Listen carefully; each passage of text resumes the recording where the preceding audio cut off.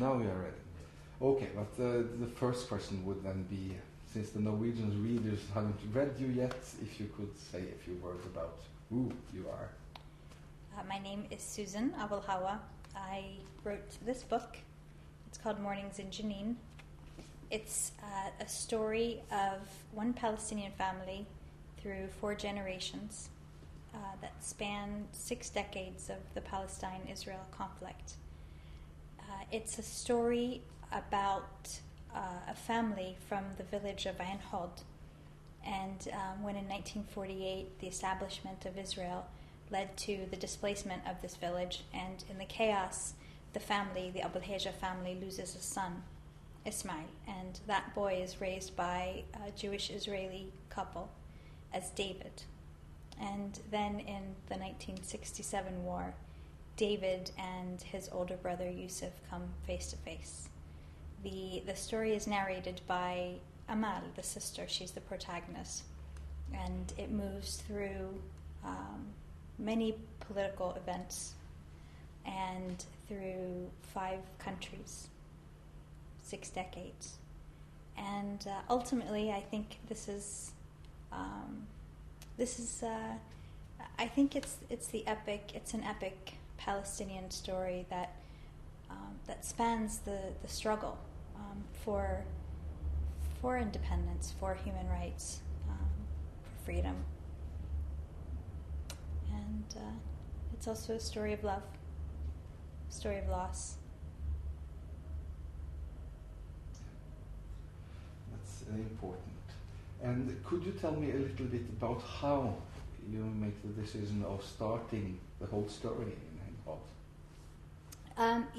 It's interesting because the only thing I knew about this book when I started to write it was that it was going to involve Jenin somehow, and that it would involve 2 brothers that were separated at birth somehow. That was the only thing I knew. And really the urgency to write this book came in 2002 when I traveled to Jenin, when there were rumors that a massacre had been taking place. The refugee camp was sealed off to reporters and to human rights workers, and no one could go in or out for weeks. And at the time, I was working at a pharmaceutical company in the U.S. as a researcher, as a biologist. And I took my vacation time and I just cut a ticket and went there. I had no idea where I was going or why or what I was going to do, but I went. And when I got there, the camp was sealed off, but it was just starting to open up, and we were able to sneak in. What I saw there was it sort of changed me in a way. It was just horror, just unbelievable cruelty. The smell of rotting corpses and the destruction was incomprehensible. And for weeks, months actually leading up to that invasion, the news media in the U.S. at least, they so dehumanized Palestinians, and every time they spoke of them, it was as terrorists, as this festering den of terror. Everything was described in very animalistic terms. A den, kind of a nest.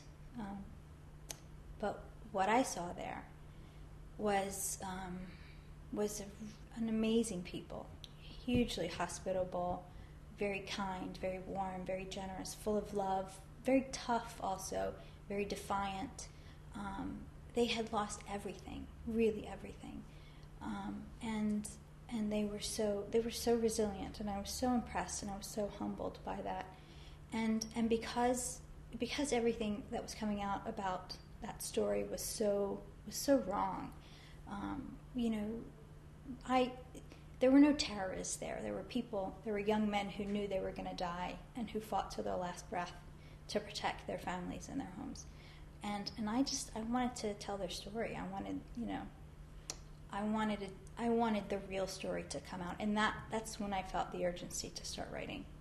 But then you don't really tell me Ein Hod, Jenin. There is a connection. Yes, there is a connection because many of the residents of the refugee camp in Jenin actually came from Ein Hod. It's Einhold is a really beautiful village, and like the book says, it was established by Salah ad-Din's army for one of its generals in the 16th century. And when Israel was established, many of those people fled to Jenin, and now Einhold is actually it's an artist colony. Many of the artists actually are from France, and there was some of the original residents of that town. Instead of going to the refugee camp, they actually moved north, and they established what's called the New Einhold. It's one of the many unrecognized villages inside Israel.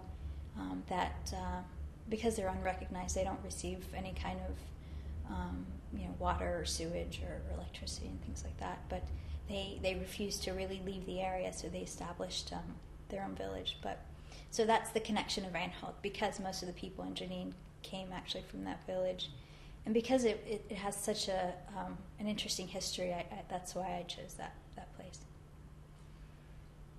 Did you think from the beginning, or I understood that you may not have been thinking of it, to write the book of this big catastrophe of El Naksa from 47 up till now? Because there are not many Palestinian novels talking about this catastrophe. Quite honestly, I didn't plan it that way. And like I said, when I initially wrote it, I mean, I just had that initial urgency to tell the story, and the earlier iterations of the book actually were mostly stick figures, kind of talking in my voice. But as the story started to fill out and the characters started to take a life of their own, they started to tell their own story, and I fell in love with the characters, and it became an endeavor to tell their story as honestly as I could. And really, this is what emerged. It wasn't planned, and really the best way I can describe it is that the characters told their own story. Thank you. The last thing I would ask you to, if you could take the book up again and say, this is my book, and the Norwegian title is Morn I Jenin. Morn I Jenin. Morn I Jenin. Yeah, Morn I Jenin. Morn I Jenin. Mm-hmm. This is my book. This is the Norwegian title. It is Morn I Jenin. Thank you. Did I say it right? Yes, Morn I Jenin. That's Morn I Jenin. Thank you very much.